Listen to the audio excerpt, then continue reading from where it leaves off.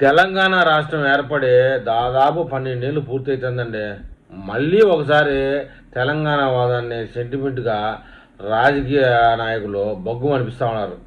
అప్పట్లో స్వపరిపాలన అనేది వచ్చేది. ఇప్పుడు నీళ్లు నిధులు నియామకాలు కూడా మరి 12 ఏళ్ళలో ఏమి చేసుకోలేకపోయారు.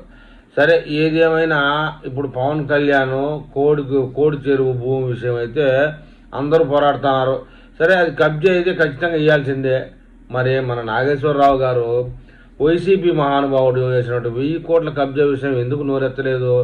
ఎందుకంటే సైలెంట్ అయిపోయాడు. వైఎస్ఆర్సీపీ పార్టీ ద్వారా ఆయనకి నిధులు నీళ్లు నియామకాలు అందుతున్నాయి కాబట్టి దాంట్లోంచి నోరెత్తే పరిస్థితి లేదు. చూడండి, పవన్ కళ్యాణ్ని కుటుంబ సభ్యుల్ని అమ్మని నాయన్ని అందరినీ ఇస్తున్నారు. కానీ ఈ వైసీపీ గాడు 1000 కోట్లు భూమి కబ్జా చేస్తే దాని మీద ఎవడు ఈ సోకాల్డ్ నాయకులు తుడుం ఖాన్ అనేవాడు ఇంకొకడు యూట్యూబర్లు వీళ్ళందరూ ఎవ్వరు దాని మీద నోరు మెదపలేదండి. మరి ఇదేమి తెలంగాణ వాదమో మరి అర్థం కావడం లే.